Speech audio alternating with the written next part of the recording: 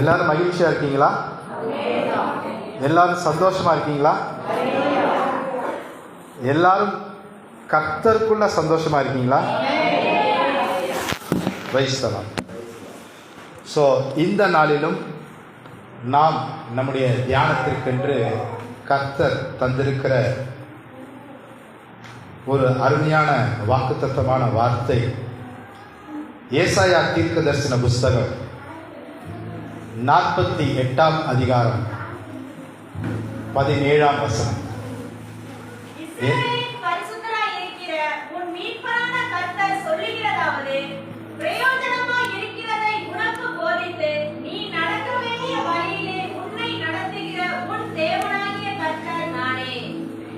ஆமென். நம்ம பிரதர் சொன்ன மாதிரி இந்த 2026 வருஷத்துக்குன்னு நம்ம எல்லாருமே வாக்குத்தத்தங்களை பெற்றிருப்போம். உண்டா? சோ இன்றைக்கு அவர் தம்முடைய ஓய்வு நாளிலே நமக்கும் அவருக்கும் அடையாளமாய் இருக்கிற இந்த ஓய்வு நாளிலே அவர் நமக்கு தந்திருக்கிற வாக்குத்தத்தமான வார்த்தை, நீ நடக்க வேண்டிய வழியிலே உன்னை நடத்துகிற உன் தேவனாகிய கர்த்தர் நானே என்றார். அல்லேலூயா. ஒவ்வொரு வருஷமும் நாம வாக்குத்தத்தங்களை ரிசீவ் பண்றோம். ஒவ்வொரு வருஷமும் நாம புது வருடத்தை கொண்டாடுறோம். ஹலோ, நான் எப்பவுமே எல்லாருக்கும் சொல்ற ஒரு காரியம், சபை மக்களுக்கு, நம்மளுடைய அனுபவம் தான் அது தெய்வ செய்தியாய் வெளிப்படும். எந்த ஒரு தெய்வ செய்தியை நாம கவனித்து கேட்டோம் அப்படின்னா நாம நம்முடைய வாழ்க்கையில அந்த காரியங்களுக்கு அனுபவப்பட்டிருப்போம். அல்லேலூயா. இப்ப சொல்லுவோமே, நம்மை நாம நிதானித்து அறிந்து பார்ப்போமே, ஒவ்வொரு வருஷமும் நம்ம புது வருஷம் கொண்டாடுறோம். ஒவ்வொரு வருஷமும் நமக்கு கர்த்தரிடத்திலிருந்து நிறைய ஆசீர்வாதங்கள் வருவதுண்டு. உண்டா இல்லையா? ஒவ்வொரு வருஷமும் நாம நிறைய அனுபவங்களுக்குள்ள கடந்து போகிறோம். உண்டா இல்லையா? ஆனா ஒவ்வொரு வருஷ இறுதியிலுமே நாம நம்மை உண்டாக்கி உருவாக்கின தேவனுக்கு நன்றி சொல்லுவோம். வருஷ கடைசியில நியூ இயர் சர்வீஸ் அன்னைக்கு பாத்தீங்கன்னா பழைய வருட செய்தி அப்படின்னு சொல்லிட்டு ஒரு தேங்க்ஸ் கிவிங் செய்தி ஒன்று கொடுப்பாங்க இல்லையா? ஸோ அப்போ ஒவ்வொரு வருஷத்துலையும் நாம கர்த்தருடைய ஆசீர்வாதங்களை பெற்றுக்கொள்வது உண்மை. ஒவ்வொரு வருஷத்துலையும் நாம் நிறைய அனுபவங்களுக்குள்ளாக போகிறது உண்மை. அந்த வருட கடைசியில நன்றியுள்ள இருதயத்தோடு கர்த்தருடைய சமூகத்துல நன்றி சொல்வது உண்மை இல்லையா? என்னுடைய கேள்வி, நாம ஏன் கர்த்தருக்கு நன்றி சொல்றோம்? இது ஒன் வே டிராபிக் கிடையாது. Hallelujah. Praise the lord. Thank you sister. நாம ஏன் கர்த்தருக்கு நன்றி சொல்றோம்னா 3 முக்கிய காரியங்களை கர்த்தர் எனக்கு வெளிப்படுத்தினார். நாம் எல்லாமே அவரால் சிருஷ்டிக்கப்பட்ட மனுஷர். இந்த உலகத்துல தான் இருக்கிறோம். டெய்லி நம்ம சர்ச்சில் இருக்கிறது கிடையாது. டெய்லி நமக்கு ஆராதனை கிடையாது. டெய்லி நமக்கு வேத வாசிப்பு கிடையாது. டெய்லி நமக்கு போதனைகள் கிடையாது. நம்ம இந்த உலகத்துல தான் இருக்கோம். அப்ப நம்மளுடைய பரிசுத்தம் ஒரு பெரிய கேள்விக்குறி. உண்மையா? நம்முடைய நீதியுள்ள வாழ்க்கை ஒரு பெரிய கேள்விக்குறி. உண்மையா? சோ அப்ப முதலாவது நாம ஏன் கர்த்தருக்கு பிரைஸ் தி லார்ட், ஏன் நன்றி சொல்லணும் அப்படின்னா வாசிக்கலாமா? சங்கீதம் 103ஆம் அதிகாரம் 10ஆம் வசனத்தை வாசிப்போமா? சங்கீதம் 103:10.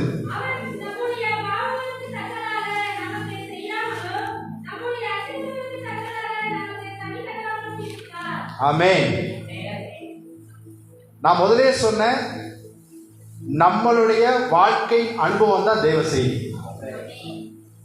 இப்ப நான் 2வது சொல்றேன், எந்த ஒரு செய்தியை நாம கேட்டாலும், இந்த புல்பிட்ல இருந்து வரக்கூடிய செய்தி, இந்த பலிபீடத்திலிருந்து வரக்கூடிய செய்தி, நான் என் சின்ன வயசுல இருந்து நான் அதை பழகியிருக்கேன். இந்த பலிபீடத்திலிருந்து வரக்கூடிய செய்தி ஒன்று அது என் முந்தின காலத்தை குறிக்கிறதா இருக்கணும். It should denote my past. ரெண்டாவது, இங்கிருந்து வரக்கூடிய செய்தி என்னுடைய நிகழ்காலத்தை குறிக்கிறதா இருக்கும். It should speak about my present scenario.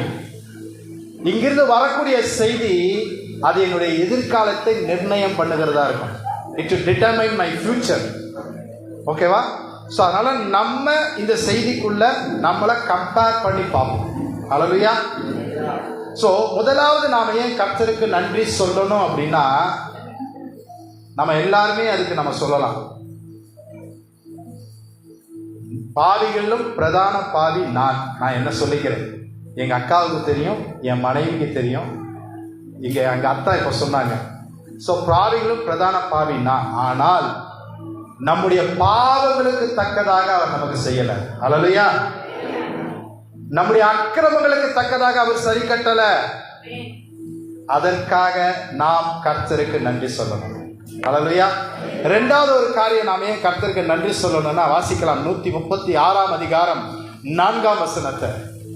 136:4.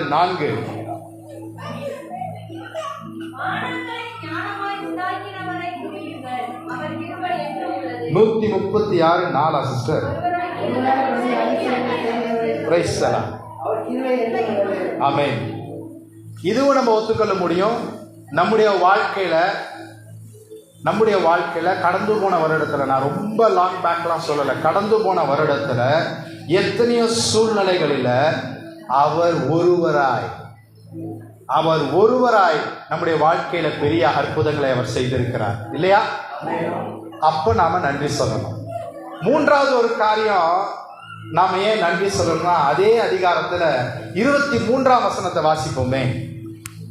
நம்முடைய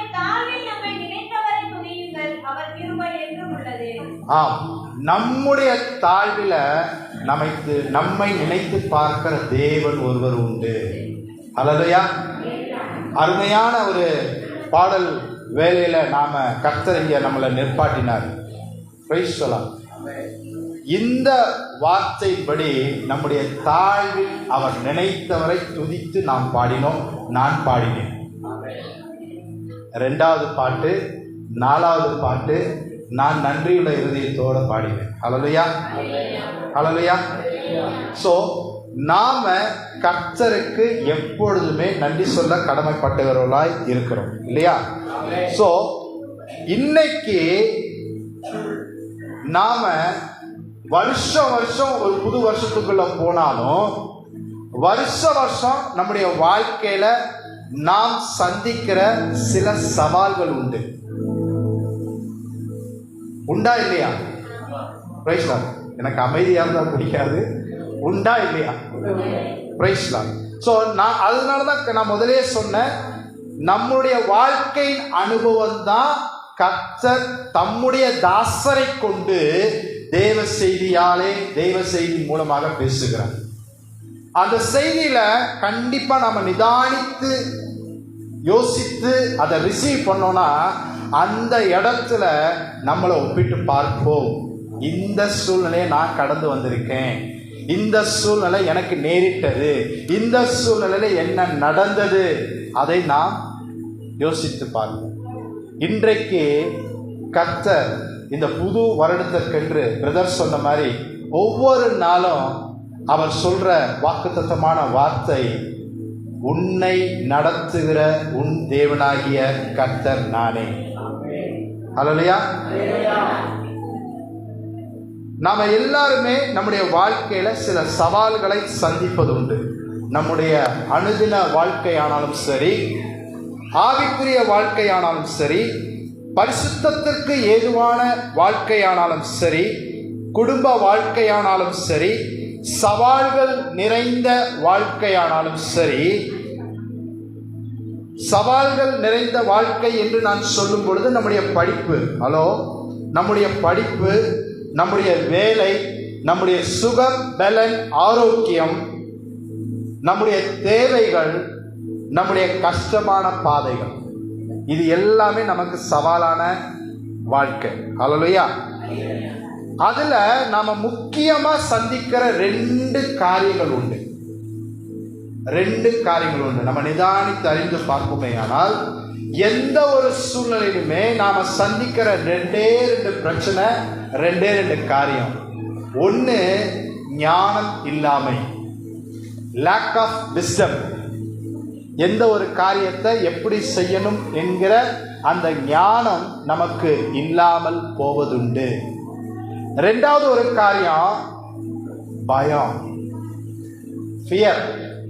எந்த ஒரு காரியத்தை குறித்து நாம கேள்விப்படுறோம், இல்லை எந்த ஒரு காரியத்தை நம்ம சந்திக்கிறோம் அப்படின்னா நமக்குள்ள முதலாவது வருவது விசுவாசமா? பயம்தான்.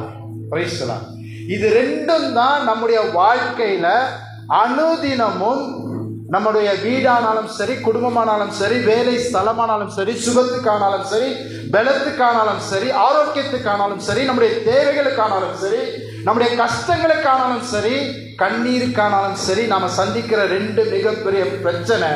ஒன்று ஞானம் இல்லாமை, 2வது பயம். கர்த்தர் நமக்கு ஞானத்தை தந்திருக்கிறாரா இல்லையா? தந்திருக்கிறாரா? அதற்கு ஆதாரமான ஒரு வசனம் யாராவது சொல்ல முடியுமா?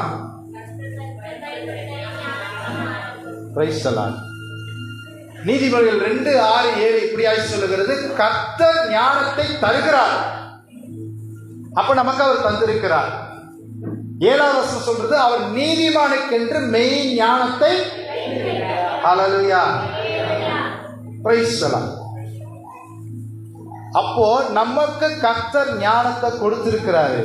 ஆனாலும் சில சமயங்களில, சில சூழ்நிலைகள் மத்தியில அந்த ஞானம் இல்லாமையாக நாம் காணப்படுகிறோம். உண்மையா இல்லையா?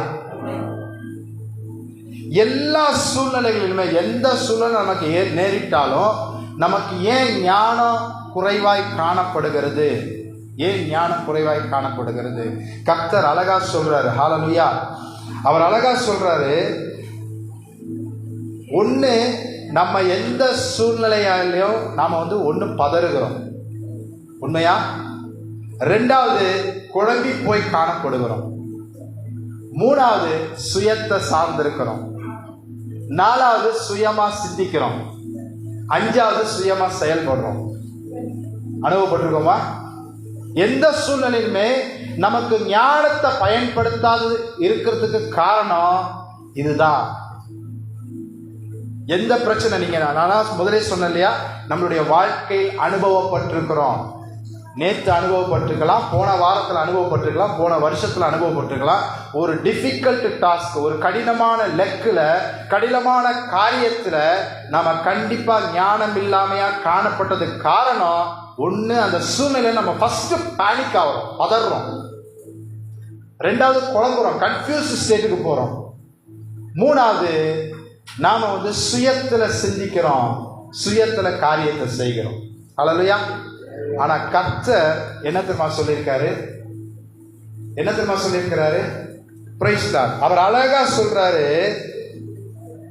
நீங்கள் பலவிதமான சோதனைகளில் அகப்படும் போது, நீங்கள் பலவிதமான சோதனைகளில் அகப்படும் போது. வாசிங்க யாக்கோபு 1:2-5 வசனங்களை. யாக்கோபு 1:2-5 வசனம். என் சகோதரரே, நீங்கள் பலவிதமான சோதனைகளில் அகப்படும் போது உங்கள் விசுவாசத்தின் பரீட்சையானது பொறுமையை உண்டாக்கும் என்று அறிந்து அதை மிகுந்த சந்தோஷமாக எண்ணுங்கள். நீங்கள் முற்றிலும் குறைவுள்ளவர்களாய் இராமல் பூரணராயும் நிறைவுள்ளவர்களாயும் இருக்கும்படி பொறுமையானது பூரண கிரியை செய்ய கடவுது. உங்களில் ஒருவன் ஞானத்தில் குறைவுள்ளவனாய் இருந்தால் யாவருக்கும் சம்பூர்ணமாய் கொடுக்கிறவரும் ஒருவரையும் கடிந்து கொள்ளாதவரும் ஆகிய தேவனிடத்தில் கேட்க கடவன். அப்பொழுது அவனுக்கு கொடுக்கப்படும். ஆமென். இங்க என்ன சொல்றாரு? நம்மில் ஒருவர் எந்த ஒரு காரியத்துக்கானாலும் ஞானத்தில் குறைவுள்ளவர்களாய் காணப்பட்டால், கர்த்தருடைய மகத்துவம் அங்க சொல்லப்பட்டிருக்கிறது, சம்பூர்ணமாய் கொடுக்கிறவர். பிசிமித்தனம் பண்றவர் இல்ல, பிச்சு பிச்சு கொடுக்கிறவர் இல்ல, சம்பூர்ணமாய் கொடுக்கிறவரிடத்திலும் ஒருவரையும் கடிந்து கொள்ளாத இடத்துல, ஒருவரையும் கடிந்து கொள்ளாத ஒரு இடத்துல கேட்க கடவன். அது அவனுக்கு கொடுக்கப்படும்.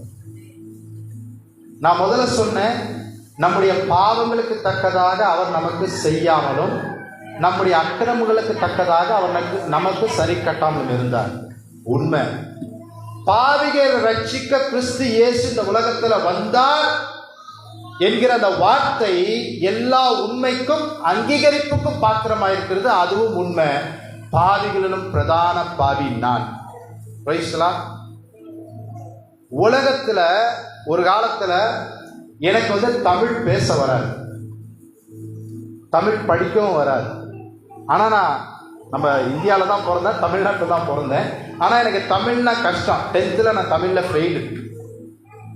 2வது அட்டம்ப்ட்ல தான் பாஸ் ஆனேன், அதுவும் ஜஸ்ட் பாஸ். அப்ப என்னுடைய நண்பர்கள் எல்லாம் பாத்தீங்கன்னா எனக்கு கையில ஒரு நியூஸ் பேப்பரை கொடுத்து அதை வாசிக்க சொல்லுவாங்க. தமிழ் டீச்சர்ஸ் யாராவது இங்க இருந்தா நான் சொல்றது ஒத்துக்குவாங்க. நம்ம தமிழ் படிக்காம இருந்து அதை வாசிச்சோம்னா அதை தமிழ் சரியா படிக்க முடியாது. அதுல உச்சரிப்பு மாறும், அர்த்தமும் மாறும். யார் இதுல அனுபவப்பட்டிருப்பாங்கன்னு எனக்கு தெரியல. நான் அதை அனுபவப்பட்டிருக்கேன். என்னை கொண்டு எல்லாரும் சிரிப்பாங்க. ஆனா நான் கர்த்தரை ஏற்றுக்கொண்ட நாளிலே, அவருடைய ரட்சிப்பை பெற்றுக்கொண்ட நாளிலிருந்து இந்த வேதத்தை தான் நான் வாசிச்சிருக்கேன். தமிழ் நியூஸ் பேப்பர் வாசிக்கல, தமிழ் கதை புக்கு வாசிக்கல, இந்த வேதத்தை தான் நான் வாசிச்சிருக்கிறேன். எத்தனை முறை வாசிச்சிருக்கேன்னு ஆண்டவருக்கு தான் தெரியும், எனக்கு கூட தெரியாது. ஆனா இன்னைக்கு சரளமா இந்த வேதத்தை வாசிக்க வச்சிருக்கிறார். தைரியமா தாராளமா தமிழை பேச வச்சிருக்கிறாரு. தமிழ எழுத்துப்பிழையின்றி டைப் பண்ண வச்சிருக்கிறாரு, எழுத வச்சிருக்கிறார். அல்லேலூயா, அல்லேலூயா. சோ பாவிகளை ரட்சிக்க கிறிஸ்து இயேசு உலகத்துல வந்தார் என்கிற அந்த வார்த்தை என்னுடைய நம்முடைய வாழ்க்கையில அது உண்மை, அது உண்மை, நூறத்தனையான உண்மை. அதனாலதான் இன்னைக்கு நாம பரிசுத்தவான்களாய், பரிசுத்தவான்களுடைய ஐக்கியத்தோடு கூட பரிசுத்தரை தரிசிக்க, பரிசுத்தமுள்ள வார்த்தையை கேட்க, பரிசுத்தப்பட இங்க வந்திருக்கிறோம். அல்லேலூயா, அல்லேலூயா. சோ நம்மள ஒருவர் ஞானத்துல குறைவுள்ளவர்களாய் இருந்தா, எந்த ஒரு காரியமானாலும், தனிப்பட்ட காரியமானாலும், வேலை சம்பந்தப்பட்ட காரியமானாலும், தொழில் சம்பந்தப்பட்ட காரியமானாலும், பிரயாணம் சம்பந்தப்பட்ட காரியமானாலும், சுகத்துக்கானாலும், பலத்துக்கானாலும், ஆரோக்கியத்துக்கானாலும், கஷ்டத்துக்கானாலும், கண்ணீருக்கானாலும், கவலைக்கானாலும், தேவைக்கானாலும், யாக்கோபு 1:5 மறந்துடாதீங்க.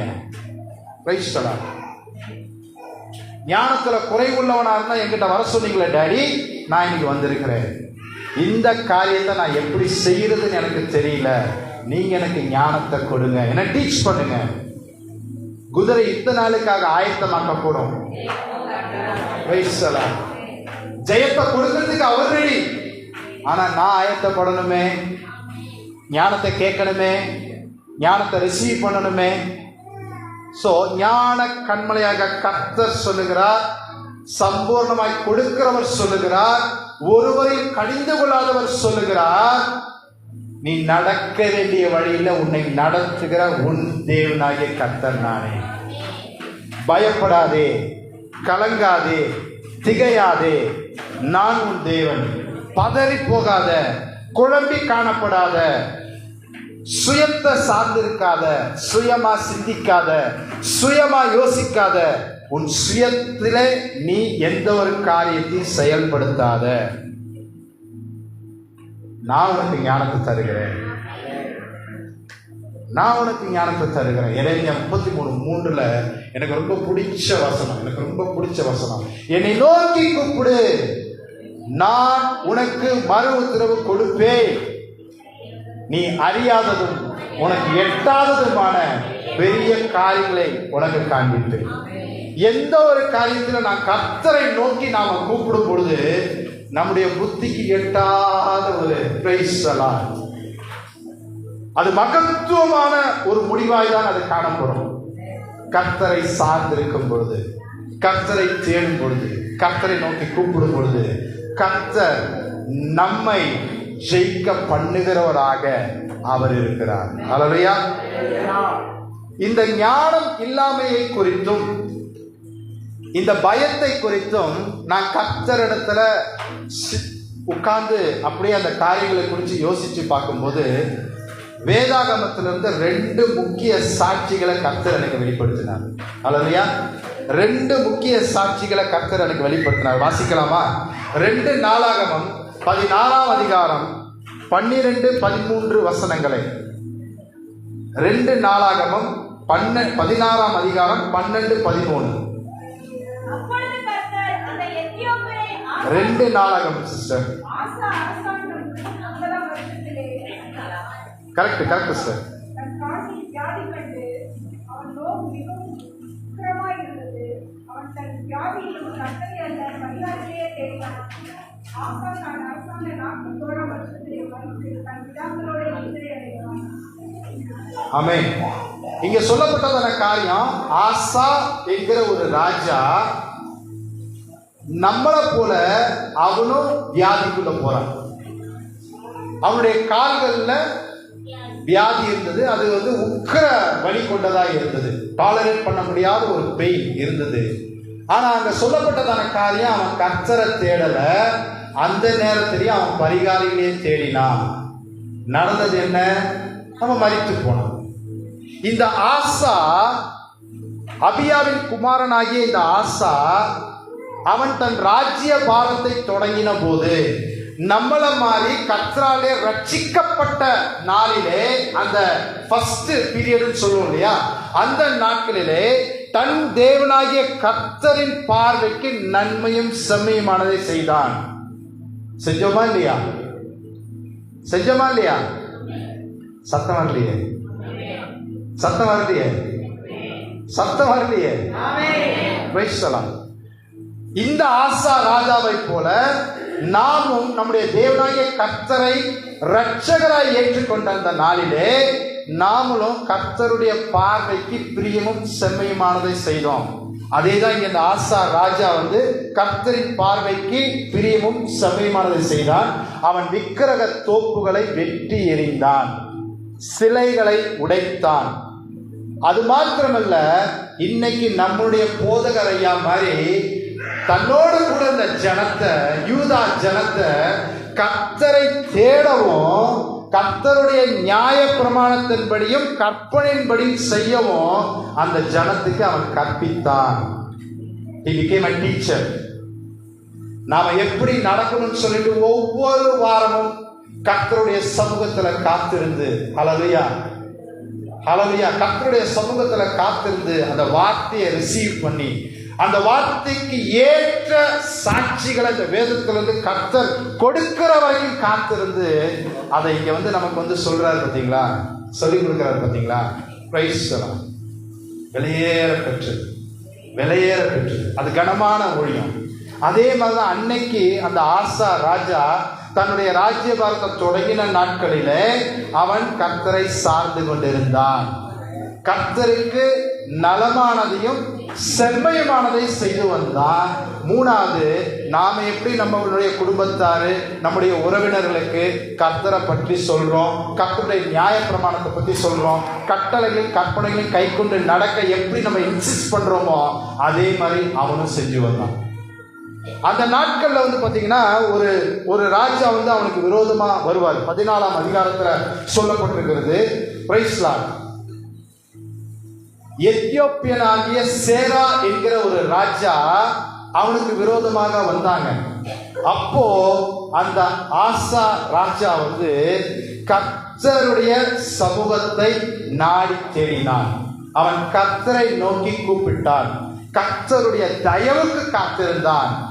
கர்த்தராலே அந்த சத்துருக்களுக்கு விலக்கி ரட்சிக்கப்பட்டான். அவன் கர்த்தரை சார்ந்திருந்த பொழுது, நான் சொல்ல வருகிற காரியம், ஆசா ராஜா கர்த்தரை சார்ந்திருக்கிற போது அவன் கர்த்தரிடத்திலிருந்து நன்மைகளையும் ஆசீர்வாதங்களையும் விடுதலையையும் ரட்சிப்பையும் சிறப்பான சுதந்திரத்தையும் அவன் பெற்றுக்கொண்டான். ஆனா கர்த்தரை சார்ந்திருக்காத நேரத்துல அவன் பாத்தீங்கன்னா நோய்வாய்ப்பட்டு இருக்கும் பொழுது அவனுக்கு ஞானம் காணப்படல, யுத்தத்தை ஜெயிக்க வச்ச கர்த்தரை தேடல. யுத்தத்தை ஜெயிக்கும்படியான ஞானத்தை கொடுத்த கர்த்தரை அவன் நாடி தேடல, தன் சுயத்துல நின்னா. நம்மளை போல சில காரியத்துல நாம சுயமா சிந்திக்கிறோம், நாம சுயமா யோசிக்கிறோம், நாம சுயமா செயல்படுறோம். கர்த்தர் சொல்றாரு, மனுஷனுடைய யோசனைகள் வீண், மனுஷனுடைய யோசனைகள் வீண்.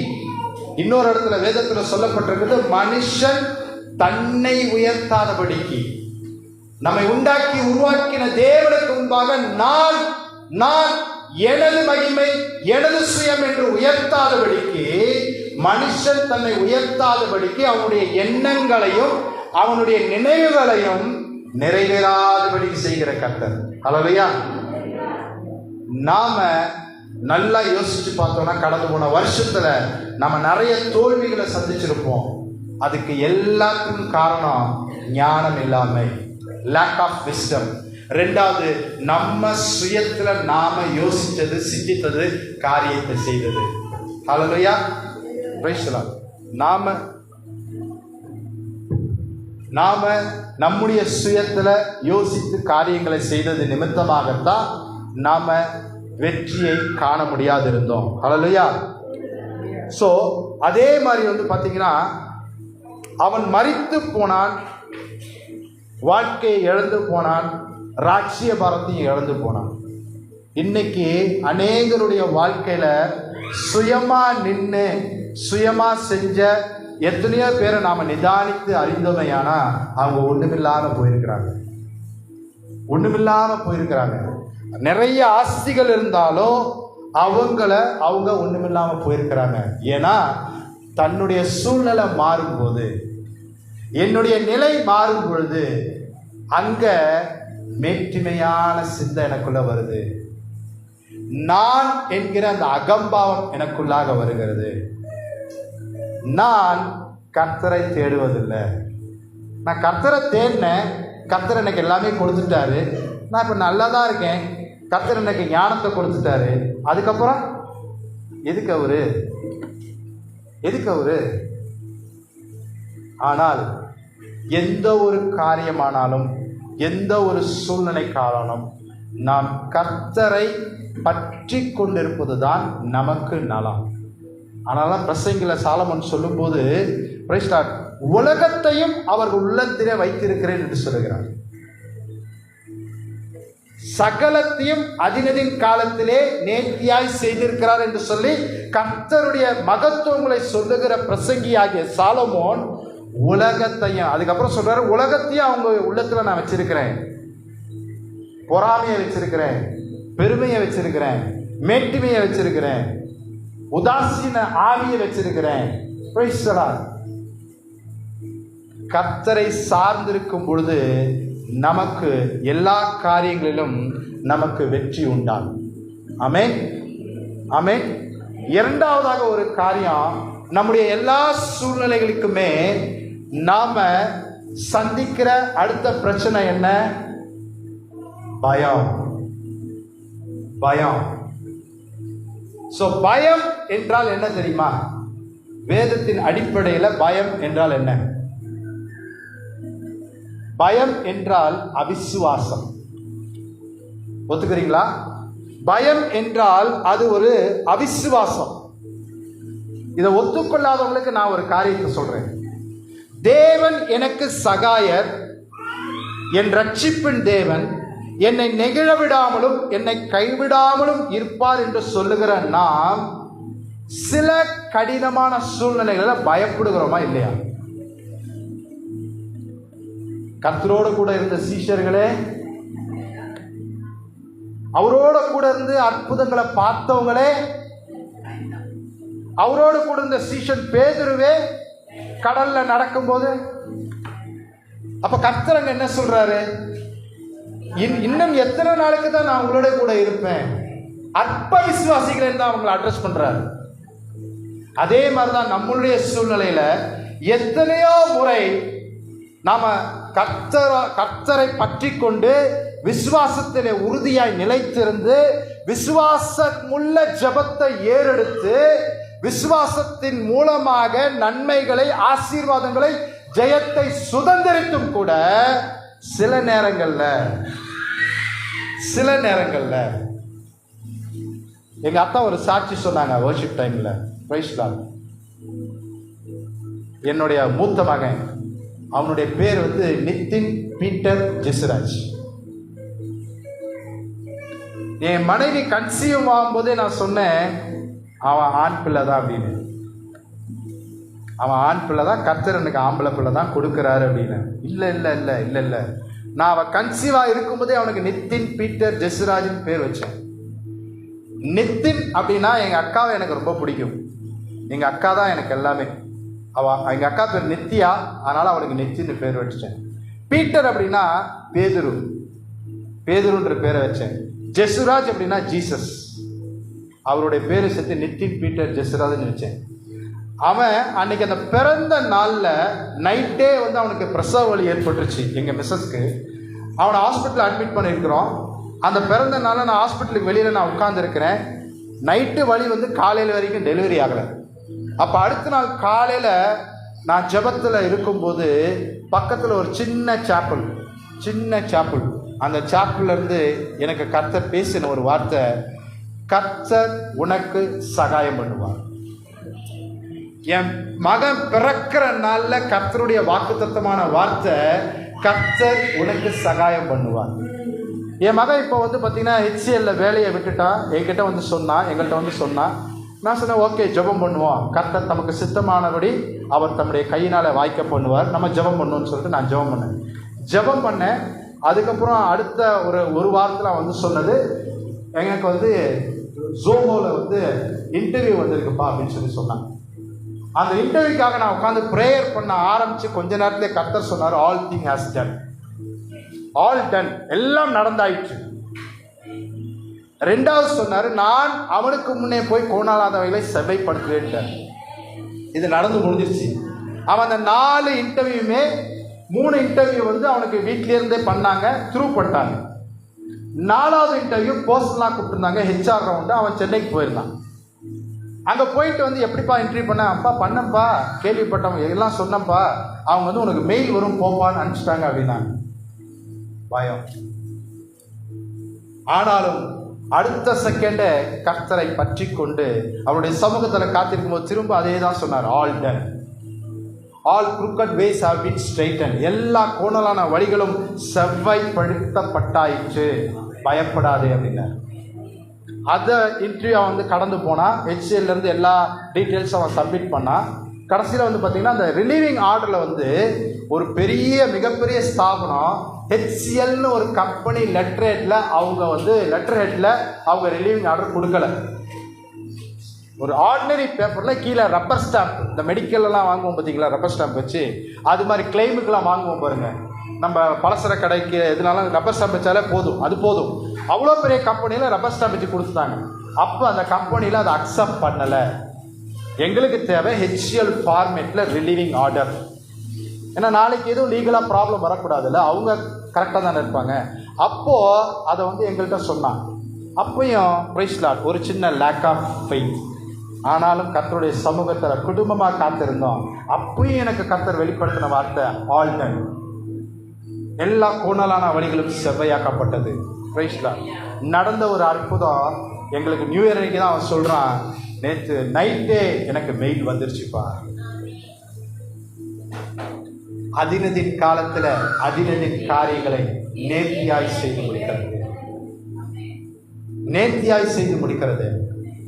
ஒன்று, கர்த்தர் நம்மளை இந்த உலகத்தில் வச்சிருக்கிறதுக்கு நீ என்னை பற்றி கொண்டு இருக்கிறாயா? எல்லா நேரத்திலும் என்ன சார்ந்து இருக்கிறியா? எல்லா நேரத்திலும் என்னுடைய சமூகத்தை நாடி தேடுறியா? சிஸ்டர் அழகா சொன்னாங்க. இது உண்மையிலே ஒரு சூட்சமம். நான் என்னுடைய வாழ்க்கையில் அனுபவப்பட்டது. வாரத்தில் ஒரு நாள் இன்னைக்கு நான் சொல்லித்தரேன். வாரத்தில் ஒரு நாள் ஸ்டார்ட் வித் ஒரு 20 minutes, ஒரு 20 நிமிஷத்தை நீங்கள் ஆரம்பிங்க. எந்த வயதினர் ஆனாலும் பரவாயில்லை. உங்களுக்கு ராகம் தெரியுதோ தெரியலையோ பரவாயில்லை. ஒரு 20 நிமிஷம் நமக்கு தான் தெரியும். டைம் மேனேஜ்மெண்ட் நமக்கு தான் தெரியும். என்னைக்கு நான் ஒரு 20 நிமிஷம் என்னுடைய லைஃப்காக நான் செலவு பண்ண முடியும்னு நமக்கு தான் தெரியும். அந்த ஒரு 20 நிமிஷம் வேதம் வாசிக்காதீங்க, நீங்க பைபிள் படிக்காதீங்க. அப்படியே 20 நிமிஷம் கண்ணை மூடி உங்களுக்கு தெரிஞ்ச பாட்டை பாடுங்க, வர்ஷிப் பண்ணுங்க, மகத்துவங்களை பாருங்க. இன்னைக்கு நம்ம கிட்டத்தட்ட 3/4 மணி நேரத்துக்கு மேல கண்களை மூடிதான் இருந்தோம் நான் நம்புறேன். 3/4 மணி நேரத்துக்கு மேல நம்ம கர்த்தரை துதிச்சோம், ஆராதிச்சோம். இதை வாரத்தை ஒரு நாள் செய்து பாருங்கள், தடைகள் விலகி போகும். தடைகளை தகர்த்து போடுகிற தேவன் நம் முன்பாக கடந்து போவார். நாம வேண்டிக் கொள்வதற்கு முன்னமாகவே இன்னது நமக்கு தேவை என்பதை அறிந்திருக்கிற கர்த்தர் நாம துதிக்கும் போது அது அங்கே உண்டாகும். நமக்கு விரோதமாக ஒரு யுத்தம் எழுப்பினாலும், குடும்பமானாலும் சரி, வேலை ஸ்தலமானாலும் சரி, எங்கேயும் சரி, நமக்கு விரோதமாக ஒரு யுத்தம் எழுப்பினாலும் அது வாய்க்காதே போகும். எப்ப சகோதரி சொன்ன மாதிரி நாம ஒரு 20 நிமிஷம் இன்னிலிருந்து உங்களுடைய பிள்ளைகளுடைய வாழ்க்கையானாலும் சரி, உங்களுடைய வாழ்க்கையானாலும் சரி, உங்களுடைய ஸ்பௌஸுடைய வாழ்க்கையானாலும் சரி, உங்களுடைய ஆவிக்குரிய வாழ்க்கையானாலும் சரி, உங்களுடைய பரிசுத்தத்துக்கு ஏதுவான வாழ்க்கையானாலும் சரி, எது உங்களால முடியலையோ, எது என்னுடைய சுயத்தினாலே, என்னுடைய பலத்தினாலே, என்னுடைய ஜெபத்தினாலே என்னை நானே ரட்சிக்க கூடாமல் காணப்படுகிறேனோ, நீங்க இந்த காரியத்தை செஞ்சு பாருங்க, ரட்சிப்பு உண்டாகும். ஏன்னா அவர் ரட்சிக்க கட்டளை கொடுத்துட்டார். அந்த ரட்சிப்பை மறுபடியும் அவர் உறுதி செய்வார். ஸோ முதலாவது நாம பார்த்த காரியம், ஞானம் இல்லாமையால் நாம் அநேக வேலைகளில காணப்படுகிறோம். 2வது நாம பார்க்கிற காரியம் பயம். ஒரு சின்ன சிக்னஸ் வந்தா, இந்த இடத்துல வலிச்சா அவ்வளவுதான், இந்த இடத்துல வலிச்சா ஒரு கான்ஸ்டன்டா ஒரு 2 நாள் அந்த பெயின் இருந்தா பிரைஸ் சொல்லலாம். கடந்த டிசம்பர் மாதம் என்னுடைய மனைவி இங்கே உட்கார்ந்து இருக்கிறாங்க. டிசம்பர் மாதம் எனக்கு அவங்களுக்கு கல்யாண நாட்கள்ல இருந்தே 2007 நினைக்கிறேன் நான், 2007 அவளுக்கு பார்த்தீங்கன்னா இந்த பால்பிட்டேஷன் ப்ராப்ளம் அவளுக்கு இருக்கு. அப்போ சேலத்துக்கு நாங்கள் ஒரு தடவை போகும்போது அந்த பால்பிட்டேஷன் ப்ராப்ளம் இருந்தது. அதுக்கப்புறம் மதுரைக்கு செக் பண்ணோம், அப்பயும் பால்பிட்டேஷன். இந்த இறுதிய திடீர்னு ஸ்ட்ரெஸ்ஸுனால, பயத்தினால, கோபத்தினால அது பயங்கரமாக பீட் ஜாஸ்தியாகும். அப்போ நமக்கு எது வேணால் நடக்கலாம். அப்போ டாக்டர் சொன்னாங்க, இது ஒன்றும் இல்லை, இது ஹார்ட்டை ஒன்றும் பாதிக்காது, ஆனால் அது இருக்கும், நீங்கள் கொஞ்சம் உங்களை பார்த்துக்கோங்க, நல்ல ஃபுட் எடுங்க, நல்ல ரெஸ்ட் எடுங்க, நல்லா தூங்குங்க, எல்லாம் அப்பயே சொல்லிட்டாங்க 2007. ஆனால் எனக்கு தெரிஞ்சு அடிக்கடி அவளுக்கு அந்த பிரச்சனை வரும். இந்த டிசம்பர் மாதம் என்னுடைய அக்கா ஒருத்தவங்க, எங்கள் சொந்தக்காரவங்க, அவங்க ரிட்டையர் ஆகிறாங்க, டீச்சராக ரிட்டையர் ஆகிறாங்க. அந்த ரிட்டையர்மெண்ட் ஃபங்க்ஷனுக்கு நாங்கள் போகணும். ஏன்னா அவங்க சொன்னது, எனக்கு யார் வந்தாலும் வரணும்னாலும் மதுரையிலேருந்து என் தம்பி என் தங்கச்சி குடும்பம் வரணும், அவங்க குடும்பமாக வரணும், அது எனக்கு ஆசை அப்படின்னு சொல்லிட்டு, அதனால தான் அந்த ரிட்டையர்மெண்ட் ஃபங்க்ஷனே அவங்க ஏற்படுத்தினாங்க. ஸோ அப்போ அந்த ஃபங்க்ஷனுக்கு நாங்கள் போகும்போது, அதுக்கு முன்னதாக, கிறிஸ்மஸ்க்கு முன்னதாக, கிறிஸ்மஸ் ஒரு வாரத்துக்கு முன்பதாக திரும்ப அதே ப்ராப்ளம். அப்போ திடீர்னு பார்த்தீங்கன்னா மயங்கிடுவா. அந்த பால்பிட்டேஷன் ப்ராப்ளம் போது சோர்வு அடைஞ்சிருவா. அப்போ டாக்டர்கிட்ட போகிறோம். டாக்டர் அவங்கள செக் பண்ணார். செக் பண்ணி இசிஜி, எக்கோ எல்லாம் எடுத்து பார்த்தாரு. எடுத்து பார்த்துட்டு, இது ஹார்ட் சம்மந்தப்பட்ட ப்ராப்ளம் மாதிரி எனக்கு தெரியல, நீங்கள் இந்தாங்க இந்த ஒரு டேப்லெட்டை நீங்கள் சாப்பிடுங்கன்னு சொல்லிட்டு, ப்ரெஷர் இருந்துச்சு, அதனால் ப்ரெஷருக்கு டேப்லெட் கொடுத்துட்டு ஒரு வாரம் சாப்பிட்டு வாங்கினார். ஒரு வாரம் சாப்பிட்டதுக்கப்புறம் திரும்ப போனவொன்னே திரும்ப அவர் கேட்டார், அது திரும்ப உங்களுக்கு வந்துச்சான்னு. ஆனால் அவங்க வரலை, ஆனாலும் எப்பயாவது வருவதற்கு வாய்ப்பு உண்டுன்னு தான் அவங்க சொன்னாங்க. அப்பயும் அவர் என்ன சொன்னார், பார்த்துட்டு ஒன்றும் இல்லை, இது ஹார்ட் சம்மந்தப்பட்ட மாதிரி எனக்கு தெரியல, திரும்ப நீங்கள் ஃபீல் பண்ணிங்கன்னா ட்ரெட்மில் டெஸ்ட் எடுக்கணுன்னாரு. இந்த ப்ராசஸிங்லாம் நான் கர்த்தருடைய சமூகத்தில் காத்திருந்து ஜெபம் பண்ணுறேன். ஏசப்பா, இது இப்படி ஒரு இக்கட்டான ஒரு சூழ்நிலை உண்டாயிருக்கிறது, இது அப்பையிலேருந்தே அவளுக்கு இருக்குது, ஆனால் இது ஹார்ட் சம்மந்தப்பட்ட ப்ராப்ளம் இல்லைன்றாங்க, ஆனால் அவள் பயப்படுறா அப்படின்னு சொல்லிட்டு நான் ஜெபம் பண்ணும்போது, கர்த்தரிடத்துல என்ன அறியாமல் வாயிலிருந்து வந்த ஒரு விசுவாசமான அறிக்கை, நீர் அவளுக்கு புதிய இருதயத்தை கொடுத்தீர், நீர் அவளுக்கு புதிய இருதய துடிப்பை கொடுத்தீர், நீர் அவளுடைய இருதயத்துக்கு கொண்டு செல்கிற இரத்த நாணங்களை புதிதாக்கினீர். இதை நான் சொல்லி ஜெபம் பண்ணேன். அதுக்கப்புறம் அவளுக்கு அந்த வலி இல்லை. நாங்கள் கிளம்புறதுக்கு அதுக்கப்புறம் திரும்ப டாக்டரை போய் செக் பண்ணும்போது அவர் சொல்கிறாரு, திரும்ப வலி இல்லை, நீங்க உங்களுடைய திருப்திக்காக, சாட்டிஸ்ஃபேக்ஷனுக்காக ட்ரெட்மில் டெஸ்ட் பண்ணலான்ட்டாங்க. அப்போ ட்ரெட்மில் டெஸ்ட் பண்ணும்போது அந்த ஹார்ட்டுடைய வீக்னஸ் வந்து தெரிஞ்சிடும். அப்போ நான் வந்து போகிறோம், அதே மாதிரி அவள் ட்ரெட்மில் டெஸ்ட்டில் நடக்கிறா. 6 நிமிஷம் 20 செகண்ட் தான் நடந்தா. உடனே டாக்டர் சொல்லிட்டாரு, ஆன்ஜியோ பண்ணணும், அரிஸ்டோ ஹாஸ்பிட்டலில் அட்மிட் ஆகிடுங்க, எப்போ உங்களுக்கு தேவையோ என்னைக்குன்னு சொல்லுங்கள், நான் பண்ணிடுறேன் அப்படின்ட்டு. இவன் உடனே ஆன்ஜியோ பண்ணணும் அப்படின்ட்டு நின்ட்டான். அப்பயும் நான் கர்த்தர்ட்ட போய் ஜெபம் பண்ணேன். எனக்கு நீங்கள் வாக்கு பண்ணியிருக்கிறீங்க டாடி, அவளுக்கு புதிய இருதயத்தை கொடுத்துட்டீங்க, அவளுக்கு புதிய இருதய துடிப்பை நீங்கள் கொடுத்துட்டீங்க, அவளுக்கு வந்து இருதயத்தை கொண்டு செல்கிற ரத்த நாணங்களை புதிதாக சிருஷ்டித்து கொடுத்துருக்கிறீங்க, ஒன்றும் அவளை சேதப்படுத்த மாட்டாது, நாங்கள் இந்த ஃபங்க்ஷனுக்கு ஃபேமிலியாக போகணும்னு சொல்லிட்டு நான் ப்ரேயர் பண்ணேன். அதே மாதிரி நடந்த அற்புதம், அந்த ஃபங்க்ஷனுக்கு போயிட்டு வந்துட்டோம், இன்னைக்கு உட்கார்ந்துருக்கிறான். ஹல்லேலூயா. ஸோ கர்த்தரை சார்ந்திருக்கும் பொழுது பயம் வரும். ஆனால் அந்த நேரத்தில் நாம் கர்த்தரை சார்ந்திருக்கிறோமா, அந்த சூழ்நிலையை பெருசா ஃபிகரைஸ் பண்ணி பெருசாக்கி படம் போட்டு காமிச்சு நம்ம பயப்படுறோமா? நான் சொல்றது நம்மளுடைய வேலைக்கானாலும் சரி, நம்முடைய குடும்ப காரியமானாலும் சரி, நம்முடைய கைகளின் பிரயாசங்களானாலும் சரி, நம்முடைய பாதுகாப்பானாலும் சரி, நம்முடைய சுகத்துக்கானாலும் பலத்துக்கானாலும் ஆரோக்கியத்துக்கானாலும் எப்பேற்பட்ட சவாலுக்கானாலும் கர்த்தரை சார்ந்திருக்கிறோமா அல்ல பயத்தை சார்ந்திருக்கிறோமா? Price Lord.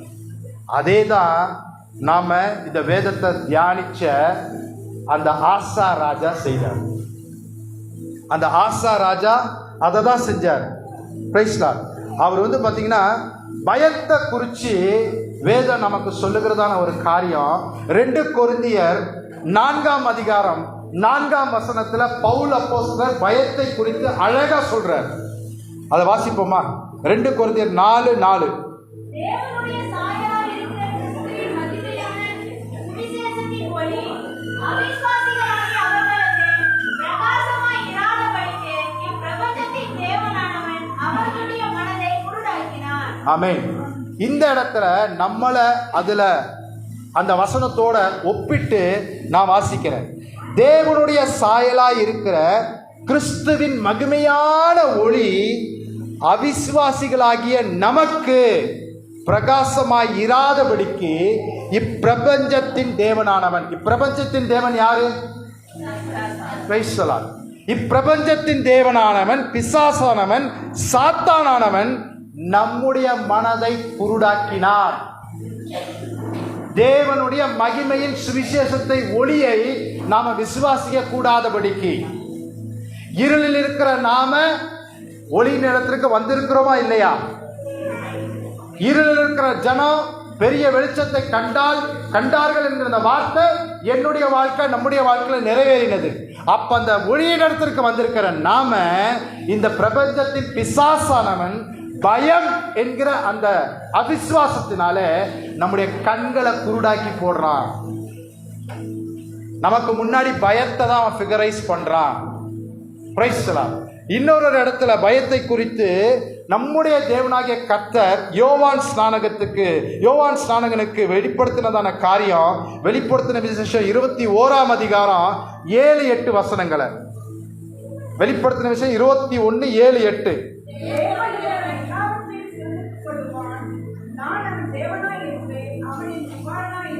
அங்க என்ன சொல்லப்பட்டிருக்கு? ஜெயம் கொள்ளுகிறவன் எல்லாவற்றையும் உண்மையா? 2வது சொல்லப்பட்டிருக்கு, நான் அவன் தேவனாயிருப்பேன். என்னை உண்டாக்கி உருவாக்கினவர் என்னுடைய தேவனாயிருக்கிறார். என் கருவை கண்டவர் என்னுடைய தேவனாயிருக்கிறார். என்னுடைய அவயங்களில் ஒன்றுமே இல்லாத போதே அவைகள் அனைத்தையும், அவைகள் உருவாக்கப்படும் நாட்களையும் இந்த புஸ்தகத்தில் எழுதி வைத்திருந்தவர் என்னுடைய தேவனாயிருக்கிறார். அப்படி இருந்தும் படிங்க சிஸ்டர்.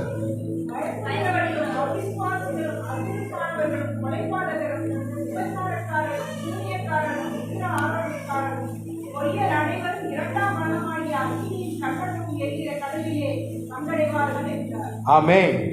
அப்ப பயப்படுகிறவங்களும் அவிசுவாசிகளும் எங்க பங்கடைவாங்களா? இரண்டாம் மரணமாகிய அக்கினியும் கந்தகமும் எரிகிற கடலிலே பங்கடைவோம். அப்ப நம்முடைய வாழ்க்கைக்கு பயம் தேவையா? பயம் தேவையா? என கர்த்தர் சொல்றாரு, பிரயோஜனமா இருக்கிறதை உனக்கு போதித்து நீ நடக்க வேண்டிய வழியில உன்னை நடத்துகிற உன் தேவனாகிய கர்த்தர் நான் உன்னோடு கூட இருக்க ஏன் பயப்படுற? என்னை நோக்கி கூப்பிடு, நான் உனக்கு மறு உத்தரவு அருளி செய்வேன் என்று சொல்லுகிறவர் என்னோட கூட இருக்க நான் ஏன் பயப்படணும்? எனக்கு விரோதமாய் ஒரு யுத்தம் எழுப்பினாலும் அது என்னை அணுகாது என்கிற விசுவாசம் எனக்குள்ள இருக்கும் பொழுது நான் ஏன் பயப்படணும்? எனக்கு விரோதமா எழுதப்பட்ட கையெழுத்த குலைத்து போட்ட கர்த்தர் என்னோட கூட இருக்க நான் ஏன் பயப்படணும்?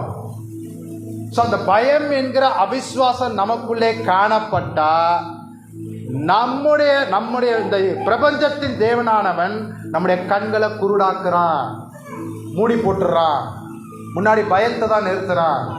இதை நல்லா யோசிச்சுக்கோங்க. இந்த வருடத்துல எந்த ஒரு சின்ன சலசலப்பு நம்முடைய வாழ்க்கையில வந்தாலும் அது தேவனாலே வருவதல்ல. ஹல்லேலூயா, ஹல்லேலூயா. அவர் நம்மை சோதிக்கிறதுக்காகவே அதை அனுபவிச்சிருக்கிறார். அதை நம்ம சோதிக்கிறதுக்காகவே அவர் அதை அனுமதித்திருக்கிறார். ஏன்னா அவர் சொல்றாரு, மனுஷருக்கு நேரிடுகிற சோதனை அல்லாம வேற ஒன்றும் உனக்கு நேரிடலப்பா. சோதனையை தாக்குறதுக்கு பலனை நான் உனக்கு கொடுக்கிறேன். அந்த சோதனையிலிருந்து தப்பிக்கொள்ளும் என போக்கையும் நான் தான் உண்டாக்குறேன். நீ உண்டாக்கல, உன்னுடைய சுயத்துல உண்டாக்கல. அந்த சோதனையிலிருந்து தப்பிக்கொள்ளும் என போக்கையும் நான் தான் உண்டாக்குறேன். பயப்படாதே, திகையாதே, கலங்காதே, நான் உன் தேவன் என்று சொல்லுகிறான். இந்த ஆசா ராஜா நம்ம அந்த வாசிச்ச பகுதிகளில் பிரைஸ் லார்ட், ஆசா ராஜாவுக்கு விரோதமாக பாஷா என்கிற ஒரு ராஜா வந்தார்.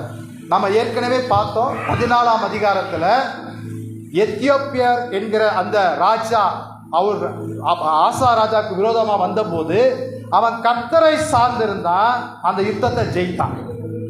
அதே நாட்கள் போனதுக்கு அப்புறம் பாஷா என்கிற ஒரு ராஜா வந்து யூதர் அனைவரையுமே தேவனுடைய ஆலயத்துக்கு போகாதபடிக்கு ஒரு கட்டிடத்தை அங்க கட்டுறான்.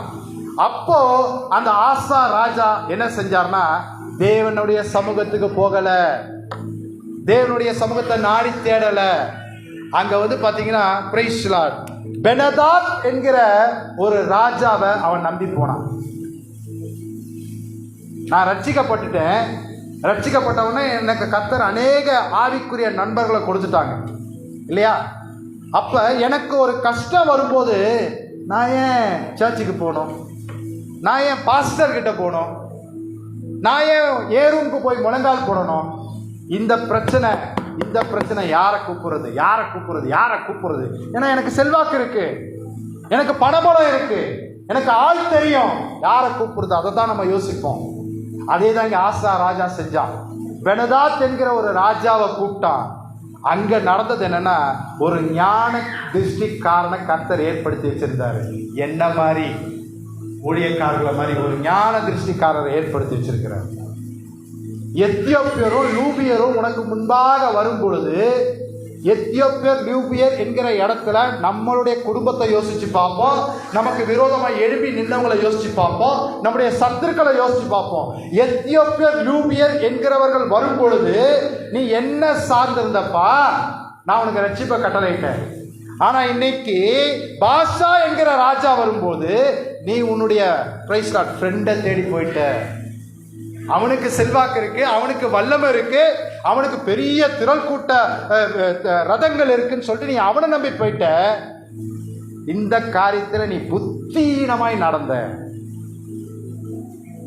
இதை குறித்து ஒரு 2 வருஷத்துக்கு முன்னாடி நான் ஒரு சிஎஸ்ஐ சர்ச்சில், வெஸ்லி சர்ச்னு சொல்லிட்டு பெரம்பூரில் பெரிய சர்ச்சு, 3000 பேர் அந்த கான்கிரிகேஷனில் இருப்பாங்க. அந்த சர்ச்சுக்கு நான் எங்கள் அக்கா ஃபேமிலியோடு நான் போயிருந்தேன், அங்கே செய்தி கேட்கலாம் அப்படின்னு சொல்லிட்டு. அந்த சர்ச்சு போகும்போது அது ஆக்சுவலாக நியூ இயர் முடிஞ்சு அந்த அந்த நம்மளை மாதிரியே ஃபஸ்ட்டு சண்டேன்னு வச்சுக்கோங்களேன், செகண்ட் சண்டே அங்கே போயிருக்கும் பொழுது அந்த நியூ இயர்க்கு முன்னாடி அவங்க அம்மா இறந்து போயிட்டாங்க, அந்த பாஸ்டரோட அம்மா. நியூ இயர்க்கு முந்தின நாள் நைட்டு வந்து இந்த சர்ச்சை நம்ம எப்படி டெக்கரேஷன் பண்ணியிருக்கிறோம், பிரதர் வாசிச்ச மாதிரி யார் யார் சங்கீத பகுதி, யார் யார் பாடல் பகுதி, யார் யார் வர்ஷிப்பு, எல்லாம் அந்த அம்மாவும் சேர்ந்து அங்க இருக்கிற வாலிபர்கள் செக்ரட்டரி எல்லாம் சேர்ந்து டிசைட் பண்ணவங்க. கிட்டத்தட்ட வந்து பார்த்தீங்கன்னா அந்த 30th நைட்டு முடிச்சுட்டு வீட்டுக்கு போயிட்டு ஒரு மணிக்கு ஃபோன் வருது. அவங்க அம்மா சீரியஸ். போன அத்தனை பேரும் திரும்பி ஓடியாராங்க. அந்த பாஸ்டர் இதே மாதிரி புல்பிட்டில் 3000 பேர் இருக்கிற கான்கிரேஷனில் நின்று அவர் சொன்னது, எங்கள் அம்மா உடம்பு சரியில்லாமல் இருக்கும்போது இந்த ஆசா ராஜாவை போலவே அவர் வந்து டக்குன்னு தன்னுடைய செல்வாக்கு, தன்னுடைய பண பலம், தன்னுடைய ஆள் பலம், யாரை தேடலான்னு தான் தேடினாராம். யாரை கூப்பிடலாம், எந்த டாக்டரை நியமிக்கலாம், எந்த ஹாஸ்பிட்டலில் பெஸ்ட் ட்ரீட்மெண்ட் கொடுப்பாங்க, இதை தான் அவர் யோசிச்சார். நடந்தது, அவங்க அம்மா மரித்து போனாங்க. அன்னைக்கு அந்த 3000 பேருக்கு முன்னாடி நின்று கண்ணீரோடு அவர் கன்ஃபஸ் பண்ணார், நான் தப்பு பண்ணிட்டேன். எங்கள் அம்மாவுக்கு ஏற்பட்ட இந்த இக்கட்டில் நான் தேவ சமூகத்துக்கு போகலை, தேவ சமூகத்தை நாடி தேடலை, என்னுடைய சுயத்தில் நின்ன யாழ் பலத்தை தேடினேன், பணபலம் என்கிட்ட இருந்துச்சு, பெஸ்ட் ஹாஸ்பிட்டல். ஸோ அந்த சூழ்நிலை அவர் வந்து அங்க கன்ஃபஸ் பண்ணி சாட்சியா சொன்னார். இன்னைக்கு இந்த ஆசா ராஜா அப்படிதான். முதல்ல அவன் கர்த்தரை சார்ந்திருக்கும் பொழுது அவனுக்கு விரோதமாய் வந்த அந்த எத்தியோப்பியரையும் லூபியரையும் அவர்களை மேற்கொள்ளும்படி கர்த்தர் உடனிருந்தார். ஆனா பாஷா ராஜா வரும்போது அந்த பதட்டம், அந்த பயம், அந்த குழப்பம் மறந்து போச்சு. கர்த்தர் மறைக்கப்பட்டார். கர்த்தர் ஸ்கிரீன் மாதிரி, திரை மாதிரி மறைக்கப்பட்டார். அந்த நேரத்தில் அவனுடைய பயத்தில், அவசரத்தில், குழப்பத்தில், சுயத்தில் அவன் நின்னான். அவன் ஞான திருஷ்டிக்காக அண்ணாணி எங்க சொல்றாரு, நீ இந்த காரியத்தில் புத்தீனமாய் நடந்தீர். கண்டிப்பா அந்த ஜனம் இனிமே உன்னுடைய ராஜ்யபாரம் ஃபுல்லா யுத்தங்கள் இருக்கதான் செய்யும். நம்முடைய வாழ்க்கையை யோசிச்சு பார்ப்போம். கர்த்தரை சார்ந்து இருக்கலன்னா நம்முடைய வாழ்க்கையில தொடரும். ஆனா கர்த்தரை சார்ந்திருக்கும் பொழுது ஜெயம். நான் மார்க்கெட்டிங் கம்பெனியில் இருக்கும்போது எல்லாருக்கும் என்னுடைய ஜூனியர்ஸ்க்கு நான் சொல்லக்கூடிய ஒரு காரியம் இருக்கு. நான் என்ன சொல்லுவேன் அப்படின்னா, winners always share their experience, losers always share reasons. ஜெயிச்சவங்க இங்க நம்ம எல்லாம் உட்கார்ந்து இருக்கிறோம், எல்லாரும் ஒவ்வொரு காரியத்தை நம்ம ஜெயிச்சிருப்போம். ஜெயிக்கும் போது அந்த அனுபவத்தை தான் நம்ம சாட்சியா சொல்லுவோம். ஆனா தோத்து போகும்போது காரணத்தை தான் சொல்லுவோம். அப்ப நம்ம தேவனை சார்ந்திருக்கணும். நமக்கு பயம் வரும்போது அதைத்தான் எசேக்கியா ராஜா செஞ்சார். சமயம் இல்லை, நான் கடந்து போறேன். 2 ராஜாக்கள் புத்தகம் 18-19 அதிகாரத்தை நீங்க வீட்டில் போய் படிச்சு பாருங்க. எசேக்கியா ராஜாவுக்கு விரோதமாக சனகரிப் ராஜா வரும் பொழுது, அவன் தன்னுடைய பிரதானியை அனுப்பும் பொழுது, ரப்சாக்கே என்கிற பிரதானியை அனுப்பும் போது அவன் எசேக்கியா ராஜாவை தூஷித்தான், அசிங்கமா பேசினான். அதே மாதிரி கர்த்தருடைய நாமத்தை அவன் தூஷித்தான். அப்ப எசேக்கியா ராஜா அந்த பயத்தின் மத்தியில, இதுவரைக்கும் நீங்க எங்களை கொண்டு வந்துட்டீங்க ஏசப்பா, நாங்க என்ன செய்யறது அப்படின்னு சொல்லிட்டு தேவனுடைய ஆலயத்தில் போய் ஜெபம் பண்ணா நீங்க அதிகாரத்தை எடுத்து படிச்சு பாருங்க. நடந்தது என்ன? கர்த்தர் தம்முடைய தீர்க்கதரிசியை கொண்டு, ஊழியக்காரர்களை கொண்டு அவர்களிடத்தில் சொல்லுகிறார். அவனுக்கு ஒரு செய்தி கேட்கப்படும், அவன் பயந்து ஓடி போயிடுவான். அந்த தேவன் நம்முடைய தேவன். அந்த தேவன் ஜீவனுள்ள தேவனாய், ஜீவனுள்ள நமக்கு தேவனாய் இருக்கிறார். So only thing, 2 விஷயம் நம்முடைய வாழ்க்கையில நாம சந்திக்கிற 2 மிகப்பெரிய சவால்கள் ஒன்று ஞானம் இல்லாமை, lack of wisdom, 2வது பயம். இந்த வருஷத்துல இஸ்ரவேலின் பரிசுத்தரும் நம்முடைய மீட்பருமாகிய கர்த்தர் சொல்லுகிறார், நீ நடக்க வேண்டிய வழியில, யாருக்கானாலும் சரி, எந்த காரியத்துக்கானாலும் சரி, நீ நடக்க வேண்டிய வழியில உன்னை நடத்துகிற உன் தேவனாகிய கர்த்தர் நானே. அவரை சார்ந்திருக்கும் பொழுது, அவருடைய சமூகத்தை நாடி தேடும் பொழுது, அவருடைய சமூகத்தில் அன்னாளை போல நம்முடைய இருதயத்தை ஊற்றி ஜெபிக்கும் பொழுது எதுவும் நம்மை மேற்கொள்ள முடியாது. சத்துருக்களுக்கு முன்பாக அவர் நமக்கு ஒரு பந்தியை ஆயத்தப்படுத்துவார். யார் நமக்கு விரோதமாக எழுப்பினார்களோ அவர் நம்மிடத்துல கூடி வர பண்ணுவார். அந்த தேவன் நம்முடைய தேவனாய் இருக்கிறார். அவர் இன்றைக்கு வாக்கு பண்ணுகிறார், இந்த வருஷத்துல 365 நாளுமே பிரயோஜனமாய் இருக்கிறத உனக்கு நான் போதிப்பேன். நீ நடக்க வேண்டிய வழியில உன்னை நடத்துகிற உன் தேவனாகிய கர்த்தர் நானே. என்னை நோக்கி கூப்பிடு, என்னை சார்ந்திரு. சுயத்துல நிக்காத, சுயத்துல சிந்திக்காத, சுயத்துல செயல்படாத. ஒரு காரியத்தை செய்யறதுக்கு முன்னாடி டக்குன்னு யோசிச்சுப்பாரு, இதை நான் என் சுயமா செய்யறேனா, என் தேவனுடைய ஞானத்தினால செய்யறேனா? நாம இந்த வருஷத்துல வெற்றி பெறணும். எந்த காரியமெல்லாம் வெற்றி பெறணும்னா ஒரே ஒரு மற்றொரு ரகசியத்தை நான் சொல்லித்தரேன். முதல் ரகசியம் நான் சொல்லிட்டேன். ஒரு 20 நிமிஷத்துல ஆரம்பிங்க. 1 மணி நேரம் வாரத்தை ஒரு நாள் துதிச்சு வர்ஷிப் பண்ணி ப்ரேயர் பண்ணுங்க. ரெண்டாவது ஒரு ரகசியம், நம்ம எல்லாருக்குமே ஃப்ரெண்ட்ஸ் இருக்காங்களா? எல்லாருக்குமே ஃப்ரெண்ட்ஸ் இருக்காங்களா? ஹலோ, பசி வந்துருச்சா? முடிச்சிருவேன். ஸோ எல்லாருக்குமே இருக்கிற ஃப்ரெண்ட்ஸுக்கிட்ட நம்ம எதாவது மறப்போமா? நல்லது, கெட்டது, சந்தோஷம், துக்கம், இது எனக்கு தேவை, இந்த காரியம் இப்படியா முடிஞ்சிருக்கலாம், இந்த விஷயம் எங்கள் வீட்டில் இப்படியா முடிஞ்சிருக்கலாம், ஷேர் பண்ணுறோமா? அதே மாதிரி நல்லா கவனிங்க. காதுள்ளவன் கேட்க கடவன் வசனம் சொல்லுகிற மாதிரி நல்லா கவனிங்க.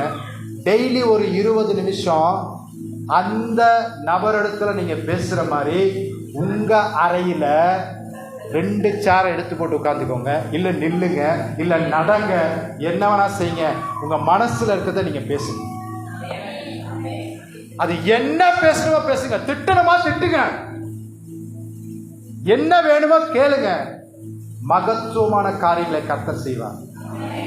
ஏன்னா அவர் lord is the silent listener at every conversation. நம்முடைய தேவனாகிய கர்த்தர் எந்த ஒரு சம்பாஷணையுமே அமைதியாய் கவனமாய் கேட்கிற தேவனாய் இருக்கிறார். அவர் சொல்றாரு, என் மகிமையை நான் வேறொருக்கும் கொடை. எப்படி அன்னைக்கு சாலமோன் ராஜா கேட்ட காரியம் கர்த்தருடைய பார்வையில பிரீதியா இருந்ததோ, அதே மாதிரி நாம கேட்கிற காரியம் கர்த்தருடைய பார்வையில பிரீதியா இருந்தா அது நமக்கு செய்யப்படும். ஆனா ஒண்ணே ஒண்ணு, நாம கர்த்தரிடத்திலிருந்து ஒரு நன்மையை பெற்றுக்கொள்ள வேண்டுமே. ஆனால் ஓட்ட பந்தயம் இருக்கு, எவ்வளோ பந்தயங்கள் இருக்கு. முதல் பரிசு, 2வது பரிசு, 3வது பரிசு வாங்குறவங்க என்ன செய்வாங்க? அதற்கேற்ற தகுதிய அவங்களுக்கு இருக்குமா இல்லையா? அதே மாதிரி இந்த வருஷத்துல நான் சொல்றேன், நீ நடக்க வேண்டிய வழியில உன்னை நடத்துகிற உன் தேவனாகிய கர்த்தர் நானே என்று சொல்லுகிற ஒரு இடத்துல நாம் எதை கேட்டு பெற்றுக்கொள்ள வேண்டுமே ஆனாலும் அதற்கேற்ற தகுதியை நாம் பெற்றுக்கொள்ள வேண்டும். எப்பவுமே அந்த தகுதி நம்மள்கிட்ட காணப்படும். அதுதான். ஸோ ஒன்று, ஞானம் இல்லாமையால் இந்த வருஷத்துல நம்ம காணப்படவே கூடாது. யாக்கோபு 1:5 நம்ம கிளைம் பண்ணணும். 2வது, பயத்தோட கூட நம்ம காணப்படக்கூடாது. ஜெய கிறிஸ்து நம்மோட கூட இருக்கிறார். ஜெய கிறிஸ்து நம்மோட கூட இருக்கிறார். அவர் நமக்காக யுத்தங்களை செய்கிறவராய் இருக்கிறார்.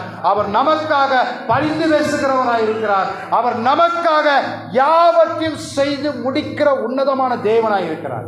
ஹல்லேலூயா, ஹல்லேலூயா. விசுவாசிப்போம். நாம் அப்படியே எல்லாரும் எழுந்திருந்து இந்த வருடத்துல ஞானம் இல்லாமையால் நான் நடக்கக்கூடாது இயேசுவே. எந்த ஒரு காரியத்திலும் நாம் பேனிக் ஆகக்கூடாது, பயப்படக்கூடாது. உம்மை சார்ந்திருக்கணும், உம்மை நோக்கி கூப்பிடணும், உம்மை நித்தமும் நாடி தேடணும், உம்மை பற்றி கொண்டிருக்கணும். உமக்கு பிரியமானதை செம்மையானதை செய்யணும் என்று சொல்லி நம்மை தாழ்த்தி ஒப்பு கொடுப்போம். ஹல்லேலூயா.